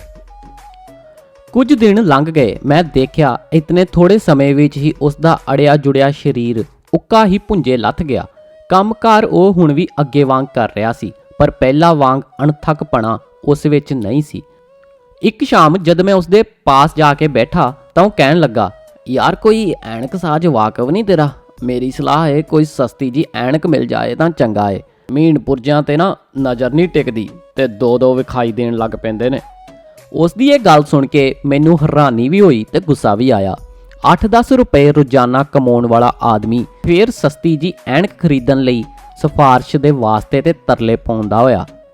ਮੈਂ ਦੂਜੇ ਦਿਨ ਹੀ ਉਸ ਨੂੰ ਇੱਕ ਮਸ਼ਹੂਰ ਐਨਕਸਾਜ ਪਾਸ ਇਹ ਕਹਿ ਕੇ ਟੈਸਟ ਕਰਾਉਣ ਲੈ ਗਿਆ ਕਿ ਉਹ ਮੇਰਾ ਵਾਕਫ ਹੈ। ਵਾਕਫ ਤਾਂ ਕੋਈ ਨਹੀਂ ਸੀ। ਮੈਂ ਉਸ ਦੀ ਨਜ਼ਰ ਬਚਾ ਕੇ ਡਾਕਟਰ ਨੂੰ ਫੀਸ ਦੇ ਦਿੱਤੀ ਤੇ ਕਮਾਲ ਦੀਆਂ ਅੱਖਾਂ ਦਾ ਮੁਆਇਨਾ ਸ਼ੁਰੂ ਹੋਇਆ।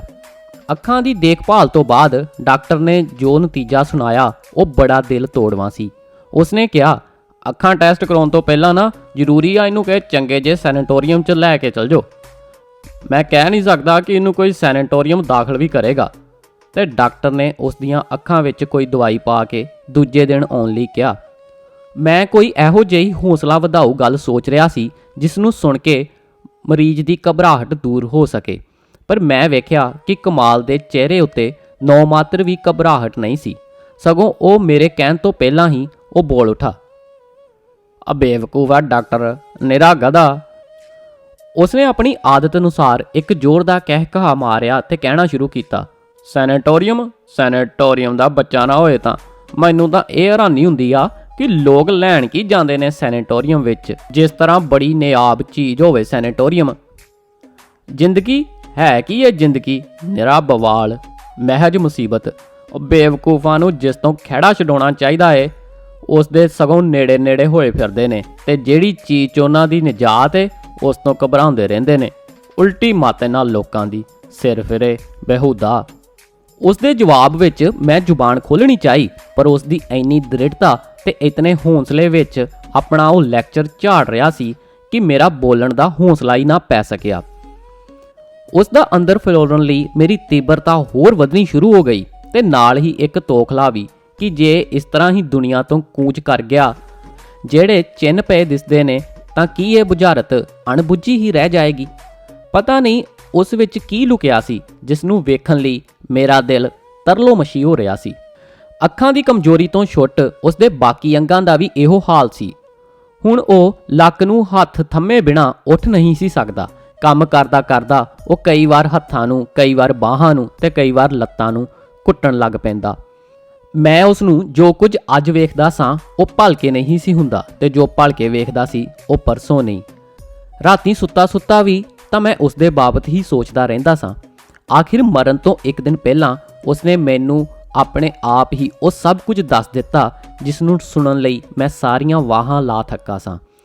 ਸਿਆਲ ਆਪਣੀ ਚੜ੍ਹਦੀ ਜਵਾਨੀ ਤੇ ਹੋਣ ਕਰਕੇ ਸਰਦੀ ਦੇ ਬਾਣ ਛੱਡ ਰਿਹਾ ਸੀ। ਸ਼ਾਮ ਦਾ ਵੇਲਾ ਸੀ। ਆਸਮਾਨ ਦੇ ਹੋਂਠ ਸੂਰਜ ਦੇ ਲਹੂ ਦਾ ਛੇਕੜਲਾ ਤੁਪਕਾ ਵੀ ਚੂਸ ਚੁੱਕੇ ਸਨ। ਅੱਜ ਮੈਂ ਦਿਨ ਵਿੱਚ ਕਈ ਵਾਰ ਉਸ ਘੜੀ ਸਾਜ਼ ਬਾਰੇ ਸੋਚ ਚੁੱਕਾ ਸੀ।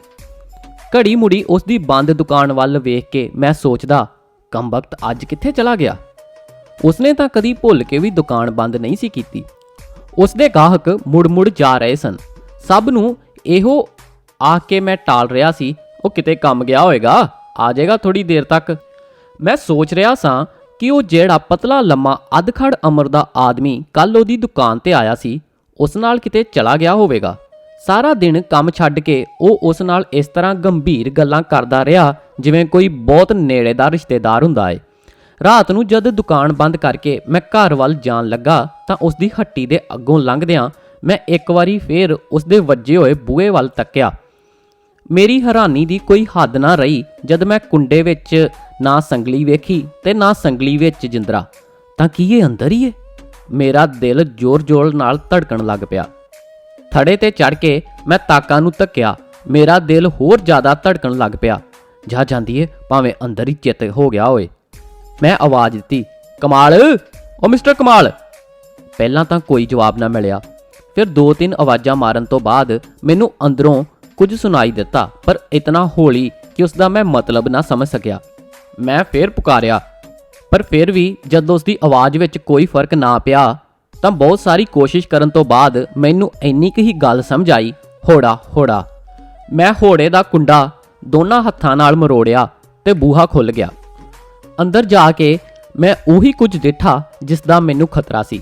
ਪਿਛਲੀ ਕੋਠੜੀ ਵਿੱਚ ਮੰਜੇ ਤੇ ਲੇਟਿਆ ਹੋਇਆ ਸੀ। ਪੇਤਲੇ ਹਨੇਰੇ ਵਿੱਚ ਮੈਂ ਵੇਖਿਆ ਕਿ ਰਜਾਈ ਦਾ ਅੱਧਾ ਹਿੱਸਾ ਉੱਤੇ ਤੇ ਅੱਧਾ ਥੱਲੇ ਲਮਕ ਰਿਹਾ ਸੀ। ਮੈਂ ਝਟਪਟ ਬਿਜਲੀ ਜਗਾਈ। ਸਾਰਾ ਅੰਦਰ ਸਿਗਰਟਾਂ ਦੇ ਧੂਏ ਨਾਲ ਭਰਿਆ ਪਿਆ ਸੀ। ਸਿਗਰਟਾਂ ਦੇ ਅਨੇਕਾਂ ਅੱਧ ਸੜੇ ਟੁਕੜੇ, ਮਾਚਿਸ ਦੀਆਂ ਤੀਲੀਆਂ ਦੀਆਂ ਡੱਬੀਆਂ ਤੇ ਤੀਲੀਆਂ ਥਾਂ-ਥਾਂ ਖਿਲਰੀਆਂ ਹੋਈਆਂ ਸਨ। ਉਸ ਦੇ ਕੋਲ ਕਰਕੇ ਇੱਕ ਅੰਗੀਠੀ ਕੇਤਲੀ ਤੇ ਧਰੀ ਹੋਈ ਸੀ, ਪਰ ਉਸ ਵਿੱਚੋਂ ਭਾਫ਼ ਨਹੀਂ ਸੀ ਨਿਕਲ ਰਹੀ। ਮੈਨੂੰ ਵੇਖਦਿਆਂ ਹੀ ਉਹ ਉਸੇ ਤਰ੍ਹਾਂ ਮੁਸਕਰਾਇਆ ਜਿਵੇਂ ਦੁੱਖ ਦਰਦ ਦਾ ਤਾਂ ਉਸਦੇ ਸਰੀਰ ਉੱਤੇ ਕੋਈ ਨਾਮੋ ਨਿਸ਼ਾਨ ਹੀ ਨਹੀਂ ਹੈ। ਪਰ ਉਸਦੇ ਚਿਹਰੇ ਤੋਂ ਮੈਂ ਜੋ ਕੁਝ ਵੇਖਿਆ ਉਹ ਇਹੋ ਸੀ ਕਿ ਜੇ ਕਦੇ ਕੋਈ ਮੁਰਦਾ ਹੱਸਦਾ ਹੋਵੇ ਤਾਂ ਨਿਸ਼ਚੇ ਉਸਦਾ ਹੁਲੀਆ ਅਜਿਹਾ ਹੀ ਹੋਵੇਗਾ। ਮਿਸਟਰ ਕਮਾਲ, ਮੈਂ ਉਸਦੇ ਮੰਜੇ ਤੇ ਜਰਾ ਉਚੇਚੇ ਹੀ ਝੁਕ ਕੇ ਕਿਹਾ, ਕੀ ਗੱਲ ਸੀ? ਮੈਂ ਸੋਚਿਆ ਕਿਤੇ ਬਾਹਰ ਗਿਆ ਹੋਵੇਗਾ। ਐਵੇਂ ਹੀ ਜਰਾ ਆਰਾਮ ਕਰਨ ਦੀ ਤਬੀਅਤ ਸੀ। ਮੈਂ ਤੈਨੂੰ ਹੀ ਪਿਆ ਯਾਦ ਕਰਦਾ ਸਾਂ। ਆ ਪਹਿਲਾਂ ਡਾਕਖਾਨੇ ਜਾ ਕੇ ਤਾਰ ਦੇ ਆ। ਉਸਨੇ ਮੈਨੂੰ ਤਾਰ ਦਾ ਪਤਾ ਨੋਟ ਕਰਵਾ ਦਿੱਤਾ। ਕੀ ਲਿਖਣਾ ਹੈ? ਮੈਂ ਜਾਣ ਲੱਗਿਆਂ ਪੁੱਛਿਆ। ਹੋ ਸਕੇ ਤਾਂ ਪਹਿਲੀ ਗੱਡੀ ਚਲੇ ਆਉਣ, ਕਹਿ ਕੇ ਉਸਨੇ ਆਪਣੇ ਦੋਵੇਂ ਹੱਥ ਮੂੰਹ ਤੇ ਧਰ ਲਏ। ਮੈਂ ਝਟਪਟ ਡਾਕਖਾਨੇ ਵੱਲ ਦੌੜ ਗਿਆ। ਐਕਸਪ੍ਰੈਸ ਫੀਸ ਲਾ ਕੇ ਤਾਰ ਦੇ ਆਇਆ। ਵਾਪਸ ਆ ਕੇ ਮੈਂ ਵੇਖਿਆ ਕਿ ਉਹ ਉਸੇ ਤਰ੍ਹਾਂ ਮੂੰਹ ਤੇ ਹੱਥ ਧਰੀ ਲੇਟਿਆ ਹੋਇਆ ਸੀ। ਅੰਗੀਠੀ ਵਿੱਚ 2-4 ਕੋਲੇ ਪਾ ਛੱਡ ਤੇ ਕੇਤਲੀ ਵਿੱਚ। ਕਹਿੰਦਿਆਂ ਉਸ ਨੂੰ ਖੰਘ ਆ ਗਈ। ਇਤਨੀ ਸਖਤ ਖੰਘ ਕਿ ਕਈ ਵਾਰ ਸ਼ੁਰੂ ਕਰਨ ਤੇ ਵੀ ਉਹ ਵਾਕ ਪੂਰਾ ਨਾ ਕਰ ਸਕਿਆ। ਜਦ ਉਸਨੇ ਥੁੱਕਿਆ ਤਾਂ ਮੈਂ ਡਰ ਗਿਆ। ਨਿਰਾ ਲਹੂ। ਉਸ ਦਾ ਮਤਲਬ ਸਮਝ ਕੇ ਮੈਂ ਅੰਗੀਠੀ ਝਟਪਟ ਭਕਾਈ। ਕੇਤਲੀ ਵਿੱਚ ਅੱਧੀ ਤੋਂ ਵੱਧ ਚਾਹ ਦੀ ਪੱਤੀ ਨਾਲ ਭਰੀ ਹੋਈ ਸੀ। ਮੈਂ ਸਾਰੀ ਪੱਤਲ ਕੱਢ ਕੇ ਸੁੱਟ ਦਿੱਤੀ ਤੇ ਧੋ ਕੇ ਉਸ ਵਿੱਚ ਹੋਰ ਪਾਣੀ ਪਾ ਕੇ ਅੰਗੀਠੀ ਤੇ ਧਰ ਦਿੱਤਾ। ਪਾਣੀ ਉਬਲਣ ਤੇ ਜਦ ਮੈਂ ਡੱਬੇ ਵਿੱਚੋਂ ਚਾਹ ਦੀ ਚੁਟਕੀ ਭਰ ਕੇ ਉਸ ਵਿੱਚ ਪਾਉਣ ਲੱਗਾ ਤਾਂ ਉਸਨੇ ਬਾਂਹ ਵਧਾ ਕੇ ਡੱਬਾ ਮੈਥੋਂ ਲੈ ਲਿਆ। ਹਸ਼ੀ ਲੱਪ ਸਾਰੀ ਚਾਹ ਡੱਬੇ ਵਿੱਚ ਬਾਕੀ ਸੀ। ਉਸਨੇ ਸਾਰੀ ਹੀ ਕੇਤਲੀ ਵਿੱਚ ਉਲਟਾ ਦਿੱਤੀ। ਮੈਂ ਪੁੱਛਿਆ, ਇਤਨੀ ਤਾਂ 20 ਬੰਦਿਆਂ ਲਈ ਕਾਫੀ ਹੋਏਗੀ। ਉਹ ਬੋਲਿਆ, ਉਹ ਮੈਨੂੰ 20 ਦੀ ਥਾਂ 5 ਆਦਮੀਆਂ ਜਿੰਨਾ ਕੰਮ ਕਰਨਾ ਪੈਂਦਾ ਹੈ ਮਿਸਟਰ।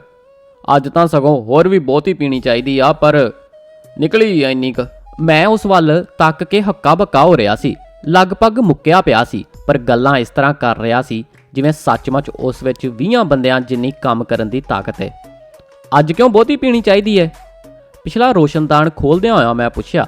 ਸਿਗਰਟਾਂ ਦੇ ਧੂਏ ਨਾਲ ਤੇ ਕੁਝ ਕੋਲਿਆਂ ਦੀ ਗੈਸ ਨਾਲ ਮੇਰਾ ਸਾਹ ਘੁੱਟ ਰਿਹਾ ਸੀ। ਇਸ ਲਈ ਕਿਉਂਕਿ ਅੱਜ ਮੈਂ ਤੇਰੇ ਨਾਲ ਬਹੁਤ ਸਾਰੀਆਂ ਗੱਲਾਂ ਕਰਨੀਆਂ ਨੇ, ਉਸਨੇ ਪਾਸਾ ਪਰਤਦਿਆਂ ਹੋਇਆ ਕਿਹਾ। ਤੇ ਗੱਲਾਂ ਕਰਨ ਲਈ ਚਾਹ? ਮੈਂ ਅਜੇ ਗੱਲ ਖਤਮ ਵੀ ਨਹੀਂ ਸੀ ਕੀਤੀ ਕਿ ਮੈਂ ਜੂੰਦਾ ਇਹਨਾਂ 2 ਚੀਜ਼ਾਂ ਆਸਰੇ ਹਾਂ, ਜਾਂ ਚਾਹ ਤੇ ਜਾਂ ਸਿਗਰਟਾਂ ਦੇ ਆਸਰੇ। ਤਾਂ ਦੱਸ, ਮੈਂ ਸੁਣਨ ਨੂੰ ਤਿਆਰ ਹਾਂ, ਮੈਂ ਬੜੀ ਉਤਸੁਕਤਾ ਨਾਲ ਕਿਹਾ। ਮੈਂ ਤਾਂ ਕਈ ਚਿਰਾਂ ਤੋਂ ਉਸ ਬਾਬਤ ਕੁਝ ਨਾ ਕੁਝ ਇਸ ਬਾਰੇ ਸੁਣਨ ਦਾ ਖਾਹਿਸ਼ਮੰਦ ਸਾਂ। ਮੋਟਰ ਚੱਲ ਸਕਦੀ ਏ ਜਦ ਤੱਕ ਉਹ 'ਚ ਪੈਟਰੋਲ ਤੇ ਮੌਗਲੈਲ ਨਾ ਭਰਿਆ ਜਾਵੇ, ਉਸਨੇ ਹੱਸ ਕੇ ਉੱਤਰ ਦਿੱਤਾ। ਚਾਹ ਪੀਣ ਦੀ ਜ਼ੁਲਾ ਮੈਂ ਤੈਨੂੰ ਨਹੀਂ ਮਾਰ ਸਕਦਾ, ਇਸ ਲਈ ਕਿਉਂਕਿ ਤੇਰੇ ਲਈ ਇਸ ਦਾ ਇੱਕ ਘੁੱਟ ਵੀ ਪਚਾਉਣਾ ਮੁਸ਼ਕਲ ਏ। ਮੈਂ ਪੁੱਛਿਆ, ਕਿੰਨੀ ਕੁ ਵਾਰ ਪੀ ਲੈਂਦਾ ਦਿਨ 'ਚ? ਗਿਣਤੀ ਕਦੇ ਨਹੀਂ ਕੀਤੀ, ਉਸਨੇ ਹੱਸ ਕੇ ਬੋਲਿਆ। ਤੇ ਸਿਗਰਟਾਂ? ਇਹਨਾਂ ਦਾ ਤੇ ਉੱਕੀ ਕੋਈ ਗਿਣਤੀ ਨਹੀਂ। ਕੰਬਖਤਾ ਆਪਣੇ ਆਪ ਤੇ ਕੋਈ ਤਰਸ ਕਰਿਆ ਕਰ। ਤਰਸ? ਹਾਂ, ਤੈਨੂੰ ਕੀ ਲੱਗਦਾ ਇਸੇ ਲਈ ਤਾਂ ਸਾਰੇ ਪੁਆੜੇ ਕਰਦਾ ਆ ਕਿ ਤੇਰੇ ਖਿਆਲ ਵਿੱਚ ਇਹ ਆਪਣੇ ਆਪ ਉੱਤੇ ਤਰਸ ਹੋਏਗਾ ਕਿ ਮੈਂ ਸਾਰੀ ਰਾਤ ਨੀਂਦਰੇ ਬਿਨਾਂ ਹੀ ਮੰਜੇ ਉੱਤੇ ਪਾਸੇ ਰਗੜਦਾ ਰਿਹਾ ਕਰਾਂ। ਇੱਕ ਵਾਰੀ ਚਾਹ ਪੀਣ ਨਾਲ ਅੱਧਾ ਘੰਟਾ ਨੀਂਦ ਆ ਜਾਂਦੀ ਆ, ਤੇ ਜਦੋਂ ਉੱਗੜ ਜਾਂਦੀ ਆ ਫੇਰ ਸ਼ੁਰੂ ਕਰ ਦਈਦਾ ਆ ਕਿ ਇਹ ਤਰਸ ਨਹੀਂ ਆਪਣੇ ਆਪ ਉੱਤੇ। ਉਸ ਦੀਆਂ ਗੱਲਾਂ ਸੁਣ ਕੇ ਮੇਰਾ ਦਿਲ ਨਫ਼ਰਤ ਨਾਲ ਭਰਦਾ ਜਾ ਰਿਹਾ ਸੀ। ਮੈਂ ਸੋਚਦਾ ਸਾਂ ਕਿਤਨੀ ਘ੍ਰਿਣਤ ਜ਼ਿੰਦਗੀ ਹੈ। ਮੈਂ ਫੇਰ ਪੁੱਛਿਆ, ਉਹ ਜਦੋਂ ਪੈਸੇ ਮੁੱਕ ਜਾਣਗੇ, ਕੰਮਕਾਰ ਜੋਗਾ ਨਹੀਂ ਰਹੇਗਾ ਤੇ ਫਿਰ ਕੀ ਕਰੇਗਾ? ਉਹ ਕਹਿ ਕਹਾ ਮਾਰ ਕੇ ਬੋਲਿਆ, ਉਹ ਮੈਂ ਇੰਨਾ ਬੇਵਕੂਫ ਨਹੀਂ ਜੋ ਇਹ ਗਲਤੀ ਕਰਾਂ। ਉੱਧਰ ਪੈਸੇ ਮੁੱਕਣਗੇ, ਇੱਧਰ ਮੈਂ ਮੁੱਕਾਂਗਾ। ਅਸੀਂ ਦੋਵੇਂ ਇੱਕੋ ਹੀ ਵਕਤ ਖਤਮ ਹੋਵਾਂਗੇ। ਹੁਣ ਤੱਕ ਉਹ 2-3 ਪਿਆਲੇ ਕਾਹਵਾ ਪੀ ਚੁੱਕਾ ਸੀ। ਉਸ ਦੀ ਕੇਤਲੀ ਮੁੜ ਕੇ ਉਸਨੇ ਅੱਗ ਉੱਤੇ ਰੱਖ ਦਿੱਤੀ ਤੇ ਸਿਗਰਟ ਨੂੰ ਤੀਲੀ ਲਾਉਂਦਾ ਹੋਇਆ ਬੋਲਿਆ, ਤੂੰ ਸ਼ਾਇਦ ਇਹ ਸੋਚ ਰਿਹਾ ਏ ਕਿ ਮੈਂ ਕਾਠ ਕਫਨ ਵਾਸਤੇ ਵੀ ਕੁਝ ਬਚਾ ਰੱਖਿਆ ਏ ਕਿ ਨਹੀਂ। ਤੇਰੀ ਇਹ ਚਿੰਤਾ ਬਿਲਕੁਲ ਨਾਵਾਜਿਬ ਨਹੀਂ। ਇੱਕ ਚੰਗਾ ਗਵਾਂਢੀ ਹੋਣ ਦੀ ਹੈਸੀਅਤ ਤੇ ਤੈਨੂੰ ਇਹ ਸੋਚਣਾ ਹੀ ਚਾਹੀਦਾ ਏ। ਪਰ ਸ਼ਾਇਦ ਤੈਨੂੰ ਨਹੀਂ ਪਤਾ, ਮੈਂ ਕਦੇ ਦਾ ਮਰ ਚੁੱਕਾ ਆ। ਬਹੁਤੇ ਪੁਰਾਣੇ ਮੁਰਦੇ ਨੂੰ ਕਾਠ ਕਫਨ ਦੀ ਲੋੜ ਨਹੀਂ ਹੁੰਦੀ। ਪਰ ਜੇ ਤੇਰਾ ਦਿਲ ਕਰੇ ਤਾਂ ਬੇਸ਼ੱਕ ਆਪਣੇ ਕੋਲੋਂ ਕੁਝ ਖਰਚਾ ਕਰਕੇ ਥੋੜਾ ਬਹੁਤਾ ਕਰ ਦਈਂ। ਪਰ ਮੈਨੂੰ ਵੈਸੇ ਇਸ ਗੱਲ ਦੀ ਕੋਈ ਚਿੰਤਾ ਨਹੀਂ ਤੇ ਨਾ ਹੀ ਕੋਈ ਪਰਵਾਹ।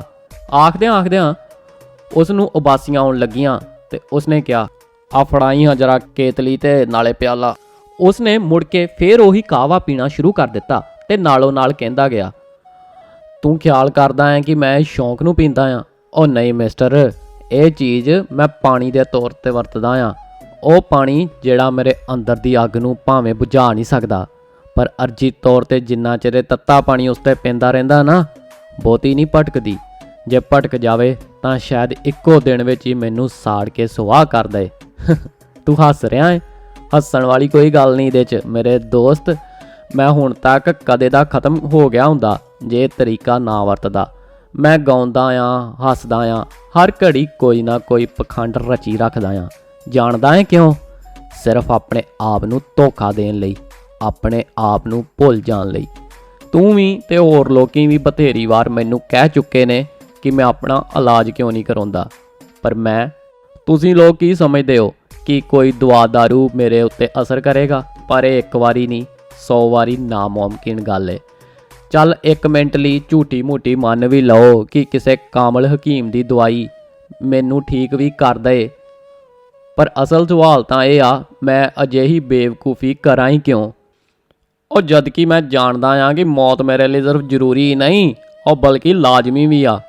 ਹਾਂ, ਆਖੇ ਪੈਰ ਨਾ ਪੁੱਟੇ ਵਿਆਹੀ, ਉਹ ਕੀ ਜਾਣੇ ਪੀੜ ਭਰਾਈ। ਉਹ ਜੇ ਮੇਰੇ ਵਰਗੀ ਹਾਲਤ ਕਿਸੇ ਦੀ ਹੋਏ ਨਾ, ਤੇ ਉਹ ਡਾਕਟਰ ਪਾਸੋਂ ਦਵਾਈ ਦੀ ਥਾਂ ਕੋਈ ਅਜਿਹਾ ਇੰਜੈਕਸ਼ਨ ਮੰਗੇ ਜਿਸ ਦੀ ਸੂਈ ਬਾਹ ਵਿੱਚੋਂ ਬਾਅਦ ਚੋਂ ਨਿਕਲੇ ਤੇ ਜਾਨ ਪਹਿਲਾਂ ਨਿਕਲ ਜਾਏ। ਘ੍ਰਿਣਤਯੋਗ ਸਿਗਟਾਂ ਦੀ ਮੁਸ਼ਕ, ਗੰਡੀ ਕੋਠੜੀ ਤੇ ਕਮਾਲ ਦਾ ਮੌਤ ਨਾਲੋਂ ਵੱਧ ਡਰਾਉਣ ਵਾਲਾ ਹੁਲੀਆ, ਮੈਂ ਇਹ ਸਭ ਕੁਝ ਭੁੱਲ ਗਿਆ। ਮੈਂ ਇਤਨਾ ਉਸ ਦੀਆਂ ਗੱਲਾਂ ਵਿੱਚ ਮਸਤ ਸਾਂ ਕਿ ਉਹ ਬੋਲੀ ਗਿਆ ਤੇ ਨਾਲੋਂ ਨਾਲ ਉਹ ਕਾਵੇ ਦੀਆਂ ਪਿਆਲੀਆਂ ਪੀਵੀ ਗਿਆ। ਦੋਹਾਂ ਵਿੱਚੋਂ ਇੱਕ ਨਾ ਇੱਕ ਚੀਜ਼ ਜ਼ਰੂਰ ਉਸਦੇ ਹੋਠਾਂ ਨਾਲ ਹੁੰਦੀ, ਜਾਂ ਚਾਹ ਦਾ ਪਿਆਲਾ ਤੇ ਜਾਂ ਸਿਗਰਟ। ਅੱਜ ਉਹ ਇਹ ਚੀਜ਼ਾਂ ਨੂੰ ਕੁਝ ਜ਼ਿਆਦਾ ਤੇ ਬੇਤਹਾਸ਼ਾ ਹੀ ਵਰਤ ਰਿਹਾ ਸੀ। ਮੇਰੇ ਵੇਖਦਿਆਂ ਵੇਖਦਿਆਂ ਇੱਕ ਕੇਤਲੀ ਖਾਲੀ ਕਰਕੇ ਉਸਨੇ ਮੈਨੂੰ ਫੇਰ ਪਾਣੀ ਪਾਉਣ ਲਈ ਕਿਹਾ। ਪੱਤੀ ਵਿੱਚ ਅਜੇ ਬਥੇਰਾ ਅਸਰ ਬਾਕੀ ਸੀ, ਹੋਰ ਪਾਉਣ ਦੀ ਲੋੜ ਨਹੀਂ ਸੀ। ਪਾਣੀ ਧਰਨ ਤੋਂ ਬਾਅਦ ਮੈਂ ਉਸ ਦੀ ਬਿਮਾਰੀ ਬਾਬਤ ਕੁਝ ਪੁੱਛਣਾ ਚਾਹਿਆ, ਪਰ ਉਹ ਛਿੱਥਾ ਪੈ ਕੇ ਬੋਲਿਆ, ਉਹ ਫਜ਼ੂਲ ਗੱਲਾਂ 'ਚ ਨਾ ਮੇਰਾ ਟਾਈਮ ਨਾ ਖਰਾਬ ਕਰ, ਮੈਂ ਅਜੇ ਬਹੁਤ ਕੁਝ ਕਹਿਣਾ ਹੈ ਤੈਨੂੰ। ਇਸ ਗੱਲ ਦੀ ਤੈਨੂੰ ਫਿਕਰ ਨਹੀਂ ਕਰਨੀ ਚਾਹੀਦੀ। ਮੈਂ ਤੈਨੂੰ ਇੱਕ ਵਾਰ ਕਹਿਤਾ ਨਾ ਕਿ ਮੇਰਾ ਸਭ ਕੁਝ ਜਦੋਂ ਮੁੱਕੇਗਾ ਇਕੱਠਾ ਹੀ ਮੁੱਕੇਗਾ। ਤੇ ਉਸਨੇ ਆਪਣੀ ਜੀਵਨ ਕਥਾ ਸੁਣਾਉਣੀ ਸ਼ੁਰੂ ਕਰ ਦਿੱਤੀ। ਜਿਉਂ-ਜਿਉਂ ਕੇਤਲੀ ਤੇ ਸਿਗਟਾਂ ਵਾਲੀਆਂ ਡੱਬੀਆਂ ਖਾਲੀ ਹੁੰਦੀਆਂ ਗਈਆਂ, ਉਸ ਦੇ ਅੰਦਰ ਨਵੇਂ ਤੋਂ ਨਵਾਂ ਜੋਸ਼ ਭਰਦਾ ਜਾ ਰਿਹਾ ਸੀ। ਉਸ ਦੀ ਆਵਾਜ਼ ਸੁਣ ਕੇ ਕੋਈ ਕਹਿ ਨਹੀਂ ਸੀ ਸਕਦਾ ਕਿ ਇਹ ਇੱਕ ਮਰਨਾਊ ਬੋਲ ਰਿਹਾ ਹੈ। ਛੁੱਟ ਇਸ ਤੋਂ ਕਿ ਕਈ ਵਾਰ ਉਸ ਨੂੰ ਖੰਘ ਆਉਂਦੀ ਤੇ ਨਾਲ ਹੀ ਲਹੂ ਦੀਆਂ ਬੋਟੀਆਂ ਉਹ ਉਗਲਦਾ, ਤੇ ਕਈ ਵਾਰ ਉਸ ਨੂੰ ਥੰਮਣਾ ਪੈਂਦਾ, ਜਾਂ ਫਿਰ ਕਿਸੇ ਵੇਲੇ ਉਸ ਨੂੰ ਇਤਨਾ ਸਾਹ ਚੜ ਜਾਂਦਾ ਕਿ ਥੋੜੇ ਚਿਰ ਲਈ ਉਹ ਰੋਕ ਕੇ ਆਪਣੇ ਆਪ ਨੂੰ ਠੀਕ ਕਰਦਾ। ਹੁਣ ਉਸ ਦੀ ਜ਼ੁਬਾਨ ਥਿੜਕਣ ਲੱਗ ਪਈ ਤੇ ਗੱਲਾਂ ਦਾ ਸਿਲਸਿਲਾ ਵੀ ਉਗੜ ਦੁੱਗੜ ਹੋਣ ਲੱਗ ਪਿਆ। ਕਈ ਵਾਰ ਤਾਂ ਉਸ ਕਹੀਆਂ ਹੋਈਆਂ ਗੱਲਾਂ ਨੂੰ ਮੁੜ ਦੁਹਰਾਉਣ ਲੱਗ ਪੈਂਦਾ ਤੇ ਕਈ ਵਾਰ ਗੱਲ ਕਰਦਾ ਕਰਦਾ ਭੁੱਲ ਹੀ ਜਾਂਦਾ ਕਿ ਕੀ ਗੱਲ ਕਰ ਰਿਹਾ ਸੀ। ਪਰ ਉਹ ਰੁਕਿਆ ਨਹੀਂ, ਬਰਾਬਰ ਘੰਟਾ 2 ਘੰਟੇ ਬੋਲਦਾ ਰਿਹਾ। ਜਿਉਂ-ਜਿਉਂ ਉਸ ਦੀ ਗੱਲ ਕਥ ਮੁੱਕਣ ਤੇ ਆਉਂਦੀ, ਉਹ ਹੋਰ ਤੇਜ਼ ਹੋਈ ਜਾਂਦਾ। ਵਿੱਚ ਕਦੇ ਉਸ ਦੇ ਗਲੇਡੂ ਵੀ ਭਾਰ ਆਉਂਦੇ ਤੇ ਡਾਢਾ ਪੀੜ ਨਾਲ ਵਿੰਨਿਆ ਹੋਇਆ ਠੰਡਾ ਸਾਹ ਵੀ ਭਰਦਾ। ਛੇਕੜ ਤੇ ਪਹੁੰਚ ਕੇ ਜਾਪਦਾ ਸੀ ਜਿਵੇਂ ਉਸ ਦੇ ਬੋਲਣ ਚਾਲਣ ਦੀ ਤਾਕਤ ਖਤਮ ਹੋ ਚੁੱਕੀ ਏ। ਸਿਰਫ ਆਪਣੇ ਆਪ ਨੂੰ ਧੱਕ ਕੇ ਕਿਸੇ ਨਾ ਕਿਸੇ ਤਰ੍ਹਾਂ ਲਫ਼ਜ਼ ਉਗਲੀ ਜਾ ਰਿਹਾ ਏ। ਕਈ ਵਾਰ ਤਾਂ ਮੈਂ ਡਰ ਗਿਆ ਤੇ ਉਸ ਨੂੰ ਬੋਲਣ ਤੋਂ ਮਨਾ ਕਰਨ ਦੀ ਕੋਸ਼ਿਸ਼ ਵੀ ਕੀਤੀ। ਉਸਨੇ ਮੇਰੀ ਇੱਕ ਵਾਰੀ ਵੀ ਗੱਲ ਤੇ ਧਿਆਨ ਨਹੀਂ ਦਿੱਤਾ, ਬਰਾਬਰ ਜਿਵੇਂ ਵੀ ਉਸ ਕੋ ਸਰਿਆ ਬੋਲੀ ਗਿਆ। ਜਦ ਉਸਨੇ ਬੋਲਣਾ ਬੰਦ ਕੀਤਾ ਤਾਂ ਮੈਂ ਦੇਖਿਆ ਉਸ ਦੀਆਂ ਅੱਖਾਂ ਤਾੜੇ ਲੱਗੀਆਂ ਹੋਈਆਂ ਸਨ। ਝੂਠ ਕਿਉਂ ਕਹਾਂ, ਉਸ ਦੀਆਂ ਗੱਲਾਂ ਦਾ ਮਜਨੂਮ ਹੀ ਐਸਾ ਸੀ ਕਿ ਜਿਸ ਨੂੰ ਸੁਣ ਕੇ ਸਖਤ ਤੋਂ ਸਖਤ ਦਿਲ ਵਾਲਾ ਆਦਮੀ ਵੀ ਆਪਾ ਭੁੱਲ ਜਾਵੇ। ਮੈਂ ਤਾਂ ਭਲਾ ਸੀਨੇ ਵਿੱਚ ਵੈਸੇ ਵੀ ਸ਼ਾਰਿਆਨਾ ਦਿਲ ਰੱਖਦਾ ਸਾਂ। ਮੇਰੇ ਗੱਲਾਂ ਦੇ ਦੌਰਾਨ ਉਸ ਦੀ ਹਾਲਤ ਭੁੱਲ ਹੀ ਗਿਆ। ਜਿਉਂ ਹੀ ਉਸਨੇ ਆਪਣਾ ਕਿੱਸਾ ਖਤਮ ਕੀਤਾ, ਬੇਹੋਸ਼ ਹੋ ਕੇ ਉਸਨੇ ਸਿਰ ਸੁੱਟ ਦਿੱਤਾ। ਚਾਹ ਦੀ ਕੇਤਲੀ ਤੇ ਸਿਗਟਾਂ ਦੀ ਡੱਬੀ, ਦੋਵੇਂ ਹੀ ਚੀਜ਼ਾਂ ਲਗਭਗ ਖਾਲੀ ਹੋ ਚੁੱਕੀਆਂ ਸਨ। ਮੈਂ ਉਸ ਨੂੰ ਹਲੂਣ ਕੇ 1-2 ਆਵਾਜ਼ਾਂ ਮਾਰੀਆਂ। ਝਟਕ ਪਿੱਛੋਂ ਉਹ ਕੁਝ ਤੰਨ ਹੋ ਕੇ ਬੋਲਿਆ, ਉਹ ਕਾਫੀ ਰਾਤ ਹੋ ਗਈ ਏ, ਤੂੰ ਨਾ ਘਰੇ ਜਾ ਹੁਣ। ਮੈਂ ਜਦ ਅੱਜ ਦੀ ਰਾਤ ਉਸ ਦੇ ਕੋਲ ਰਹਿਣ ਦਾ ਇਰਾਦਾ ਪ੍ਰਗਟ ਕੀਤਾ ਤਾਂ ਉਹ ਗੁੱਸੇ ਵਾਲੀ ਆਵਾਜ਼ ਵਿੱਚ ਬੋਲਿਆ, ਅਵਲ ਤੇ ਮੈਨੂੰ ਇਤਨੀ ਛੇਤੀ ਕੁਝ ਹੁੰਦਾ ਨਹੀਂ, ਮਰਦਾ ਨਹੀਂ, ਪਰ ਜੇ ਮੈਂ ਮਰਨਾ ਵੀ ਹੋਇਆ ਨਾ ਤਾਂ ਉਸ ਵੇਲੇ ਮੈਂ ਇਕੱਲਾ ਰਹਿਣਾ ਚਾਹੁੰਦਾ ਆ। ਪਤਾ ਨਹੀਂ ਕਿਉਂ ਉਸ ਪਾਸੋਂ ਜਾਣ ਨੂੰ ਅੱਜ ਮੇਰਾ ਦਿਲ ਨਹੀਂ ਸੀ ਮੰਨ ਰਿਹਾ, ਪਰ ਜਦ ਮੈਂ ਵੇਖਿਆ ਕਿ ਮੇਰਾ ਉੱਥੇ ਬੈਠਣਾ ਉਸ ਲਈ ਦੁਖਦਾਈ ਸਾਬਤ ਹੋ ਰਿਹਾ ਏ ਤਾਂ ਮੈਂ ਛਾਤੀ ਤੇ ਪੱਥਰ ਰੱਖ ਕੇ ਉੱਥੋਂ ਉੱਠ ਪਿਆ। ਜਾਣ ਲੱਗਿਆਂ ਮੈਂ ਇੱਕ ਵਾਰੀ ਫੇਰ ਪੁੱਛਿਆ, ਮਿਸਟਰ ਕਮਾਲ, ਉਹ ਜੇ ਤੂੰ ਇਜਾਜ਼ਤ ਦੇ ਤਾਂ ਮੈਂ ਕਿਸੇ ਡਾਕਟਰ ਨੂੰ ਸੱਦ ਲਿਆਵਾਂ। ਉਸਨੇ ਉੱਤਰ ਵਿੱਚ ਇੰਨਾ ਹੀ ਕਿਹਾ, ਉਹ ਤੈਨੂੰ ਮੇਰੀ ਸਹੁੰ, ਹੁਣ ਨਾ ਬੁਲਾਈ ਮੈਨੂੰ, ਅੱਜ ਜਾਂਦਾ ਜਾਂਦਾ ਨਾ ਬੱਤੀ ਬੰਦ ਕਰ ਜਾਈਂ। ਮੈਂ ਉੱਠਿਆ ਤੇ ਉਸੇ ਤਰ੍ਹਾਂ ਬੱਤੀ ਬੁਝਾ ਕੇ ਹੋੜਾ ਬੰਦ ਕਰਕੇ ਘਰ ਵੱਲ ਤੁਰ ਪਿਆ। ਘਰ ਜਾ ਕੇ ਬਿਨਾਂ ਖਾਧੇ ਪੀਤੇ ਮੈਂ ਸੌਂ ਗਿਆ। ਪਤਾ ਨਹੀਂ ਕਿਉਂ ਮੇਰਾ ਦਿਲ ਖੁੱਲ੍ਹ ਕੇ ਰੋਣ ਨੂੰ ਕਰਦਾ ਸੀ। ਮੈਂ ਚਾਹੁੰਦਾ ਸਾਂ ਕਿ ਕੋਈ ਅਜਿਹੀ ਥਾਂ ਲੱਭੇ ਜਿੱਥੇ ਨਾ ਮੇਰੀਆਂ ਕੋਈ ਚੀਕਾਂ ਸੁਣ ਸਕੇ ਤੇ ਨਾ ਮੇਰੇ ਅਥਰੂ ਵੇਖ ਸਕੇ। ਉਸ ਦੀ ਘੰਟੇ ਡੇਢ ਘੰਟੇ ਦੀ ਜੀਵਨੀ ਨੇ ਮੇਰੇ ਅੰਦਰ ਜਲਜਲਾ ਜਿਹਾ ਪੈਦਾ ਕਰ ਦਿੱਤਾ ਸੀ। ਅੱਧੀ ਕੁ ਰਾਤ ਮੈਂ ਫੇਰ ਬਿਸਤਰੇ ਤੋਂ ਉੱਠ ਬੈਠਾ। ਮੈਥੋਂ ਲੰਮੇ ਨਾ ਪਿਆ ਗਿਆ। ਜਿਉਂ-ਜਿਉਂ ਉਸ ਦੀ ਸ਼ਕਲ ਮੇਰੇ ਸਾਹਮਣੇ ਆਉਂਦੀ ਮੈਂ ਆਪਣੇ ਆਪ ਤੇ ਲਾਹਨਤਾਂ ਪਾ ਰਿਹਾ ਸੀ। ਹਾਏ, ਇਹ ਮੈਂ ਕੀ ਕੀਤਾ? ਉਸ ਦੀ ਹਾਲਤ ਇਸ ਲਾਇਕ ਸੀ? ਮੈਂ ਉਸ ਨੂੰ ਇਕੱਲਾ ਛੱਡ ਆਇਆ ਵਾਂ। 1000 ਵਾਰੀ ਲਾਹਨਤਾਂ ਮੈਨੂੰ। ਮੈਂ ਝਟਪਟ ਕੱਪੜੇ ਬਦਲੇ, ਲਾਲਟੈਨ ਜਗਾ ਕੇ ਘਰੋਂ ਨਿਕਲ ਕੇ ਉਧਰ ਜਾਣ ਲਈ ਤਿਆਰ ਹੋ ਗਿਆ। ਪਿੱਛੋਂ ਕਈ ਆਵਾਜ਼ਾਂ ਆਈਆਂ, ਕਿੱਥੇ ਚੱਲੇ ਜੇ ਇਸ ਵੇਲੇ? ਪਰ ਮੇਰੇ ਕੋ ਇਤਨਾ ਹੀ ਮੂੰਹ ਚੋਂ ਨਿਕਲਿਆ, ਉਹ ਗਵਾਂਢੀ ਘੜੀ ਸਾਜ ਬਿਮਾਰ ਆ, ਉਹਦਾ ਪਤਾ ਲੈਣ ਚੱਲਾਂ, ਆ ਜਾਣਾ ਥੋੜੇ ਟਾਈਮ ਤੱਕ। ਹੋੜਾ ਖੋਲ ਕੇ ਮੈਂ ਅੰਦਰ ਪਹੁੰਚਿਆ, ਬਿਜਲੀ ਜਗਾਈ, ਮੰਜੇ ਵੱਲ ਤੱਕਿਆ। ਤੱਕਦਿਆਂ ਹੀ ਲਾਲਟੈਨ ਮੇਰੇ ਹੱਥੋਂ ਡਿੱਗਦੀ ਡਿੱਗਦੀ ਬਚੀ। ਕਮਾਲ ਦਾ ਸਿਰ ਇੱਕ ਪਾਸੇ ਨੂੰ ਲੁੜਕਿਆ ਹੋਇਆ ਸੀ ਤੇ ਉਸ ਦੇ ਸਰੀਰ ਲੱਕੜੀ ਵਾਂਗ ਆਕੜਿਆ ਪਿਆ ਸੀ। ਹਰਕਤ ਦਾ ਤਾਂ ਕੋਈ ਨਾਮੋ ਨਿਸ਼ਾਨ ਵੀ ਨਹੀਂ ਸੀ।